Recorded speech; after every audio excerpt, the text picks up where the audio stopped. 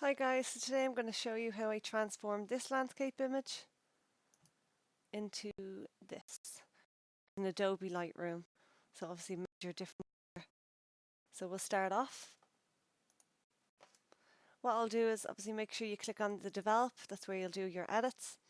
And generally the first thing I'll do is go down to enable profile corrections. Now I usually do this first because it actually adds exposure. So you don't want to be kind of starting off here, increasing your exposure, and then you end up kind of doubling up on it. So yeah, that's usually a good protocol, I suppose. Enable profile corrections, and then I'll click on remove chromatic aberration. So now obviously we'll scroll all the way up to the top and we'll do the global adjustments, which is obviously the adjustments that apply to the whole image. So I'll start off with exposure. I actually need to increase it anyway. And then I'm going to turn down the highlights. They need turning down quite a bit. Shadows I will increase.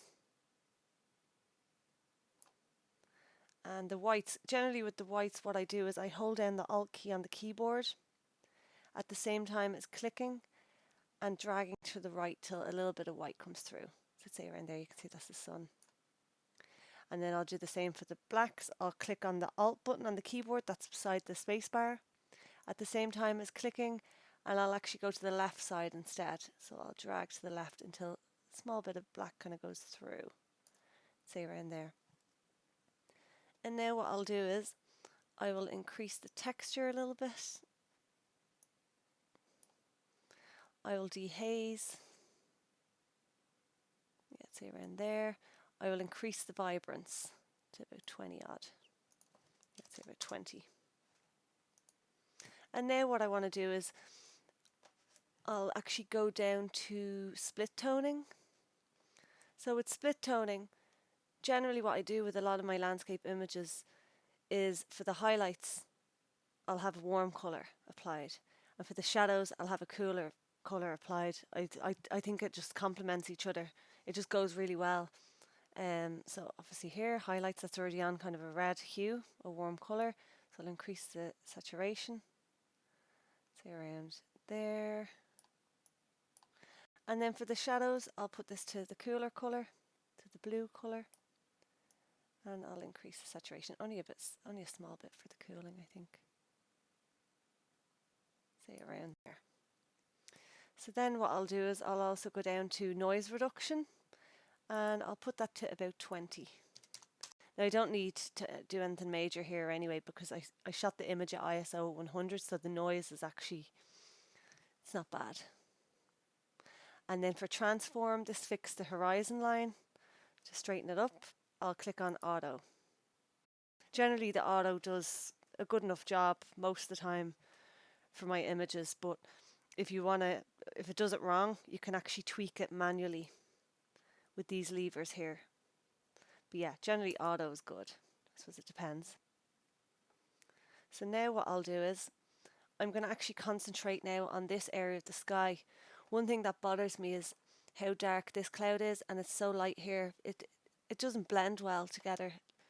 So what I'll do is I want to darken this area of the sky. So what I'll do is click on graduated filter. This is at the very top. You can also use the letter M on your keyboard as the shortcut. But then you want to also make sure that the effect is changed to darken. So burn, darken, because you want to darken the sky. And then what I'll do is I'll click and drag, let's say around, say about here. And then if you want to kind of see exactly where things are applied, you can go click down here, show selected mask overlay. So as you can see, some of that darkening is applying on the sea here and the sand. I don't want that. So to change that, you can actually go down to the range mask and I'll change it to, I'd say, color. I suppose you can kind of experiment. So use the color range selector to sample colors within the mask area. So I'll use this kind of eyedropper tool, the color range selector.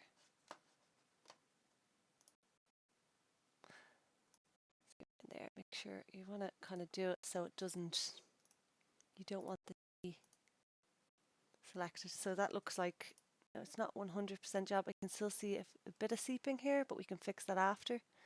But that did a general good job of not going over the sea. So what we'll do is we'll deselect that. And let's see, how dark do I want it? I'd say around there, it looks quite good.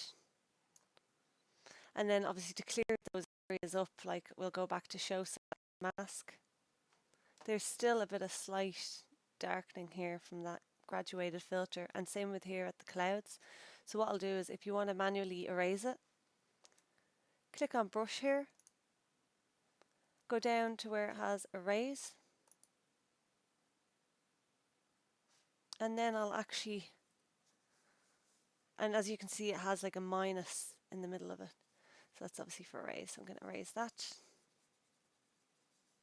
and I want to erase the little bits that I did get here. So yeah, so you know kind of it's applied there, and then I'll deselect. Look at that. Yeah, that's a lot better. Okay, so now what we're going to do, just press escape, and I want to concentrate on the highlighted areas and the dark areas. So the highlights here, I'll actually do a technique that's called dodge and burn. So dodge means lighten, burn means darken. Now I don't think really we need to darken these areas too much, because actually it's not too bad, because I think they're nearly dark enough. It's more so, I suppose, the highlighted areas. The highlighted areas could actually do with a bit of accentuating. So what I'll do is I'll use the adjustment brush tool. So you can also press K on the keyboard as a shortcut. And the effect, you want dodge to lighten. If you want to change the size of the brush, you could actually click on size here, this lever, to increase, decrease. Or you can also use the left square bracket on your keyboard to decrease, and then to increase you'd use the right square bracket. Those are actually beside your enter key. And then feather I'll have 100%. That's obviously good, it blends better. Same with flow, I'll put 100. So now what I'm going to do is start highlighting, or dodging these areas, shall I say. And now obviously at the moment you can't really see what I'm doing. So a good way of seeing is, well, there's two ways. You go show selected mask, or another way is going to exposure and kind of increasing it to a ridiculous level, so you have an idea what you're doing. But generally I actually prefer show selected mask. I think it's a lot more obvious, I guess, with the red.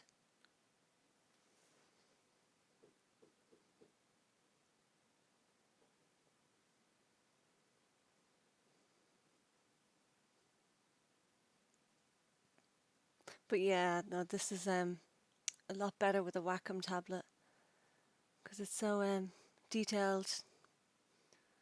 But like a mouse will still do it, so you should be alright. Over there, and I'll decrease as I get to the narrower lines. And actually another thing to point out is, with your images, make sure that you're shooting in RAW instead of JPEG, because if you're going to be processing your images like this, you want to get the best out of them. You want to get I suppose the most dynamic range out of the image, and you can really push your edits really with RAW.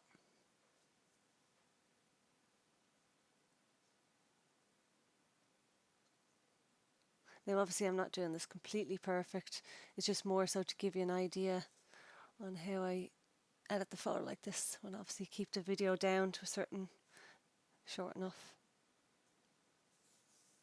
I'll just do a quick few edits, but I find this does a major difference to your landscape images, really, the dodge and burn technique.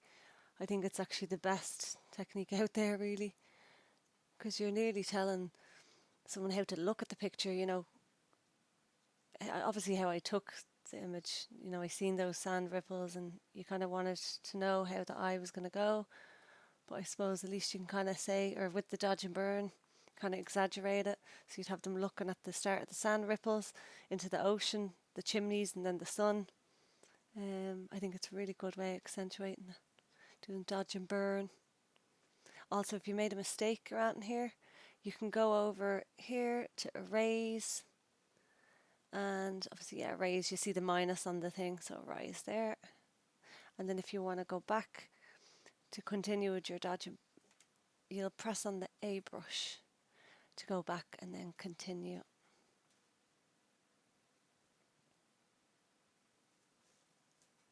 And then actually I'll decrease over here, slight, just small bit here.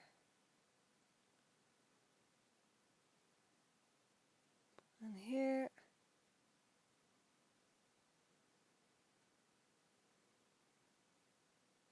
Oops, actually, I'll just undo that. Just go Control Z for undo.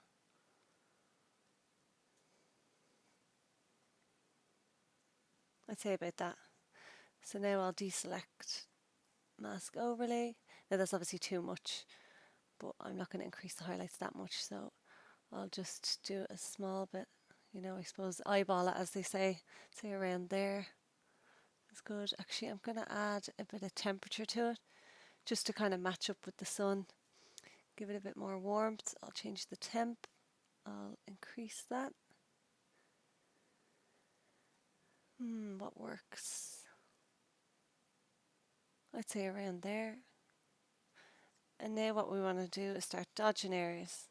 Although I'm not going to be dodging loads, like, because I think the sand is dark enough already, but we'll do a bit. So we're going to go new adjustment brush, and go down to burn. So that's for darken.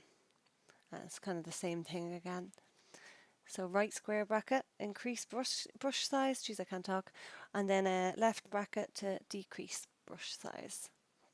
And I also want to click on show selected mask.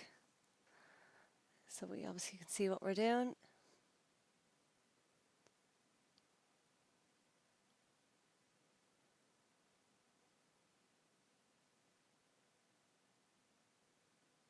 So you're kind of, this whole kind of thing really, I suppose, you kind of have to think of the whole dodging thing, burn as, you know, darken the areas that are already dark in the existing image, and then lighten the areas that are already kind of light in the image. So you kind of work with what you've got. Like, you're obviously not going to go darken in the area that's, well, actually I suppose you could darken really, but I suppose lighten, that'd be more obvious. If you were to lighten an area that's meant to be dark, it's going to look weird. So yeah, just work with what you got. I'm going to do a bit here, do a rough bit here. Just so you get the idea.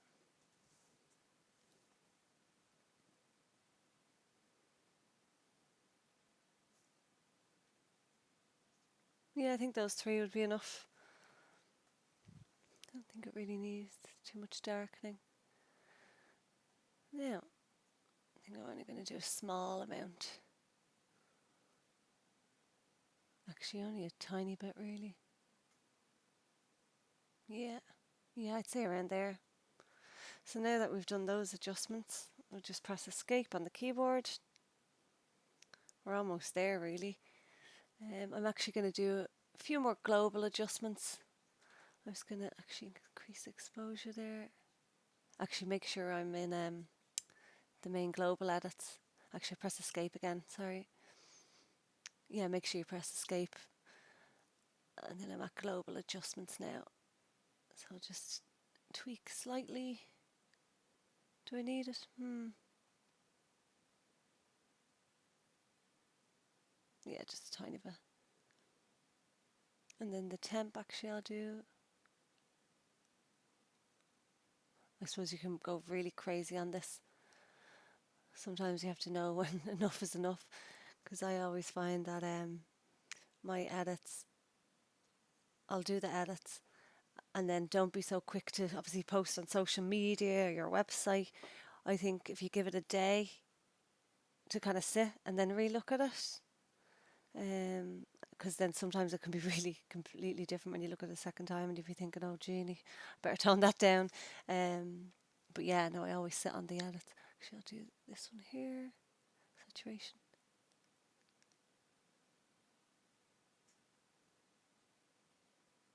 Yeah, so there's the final image. Major difference, isn't it?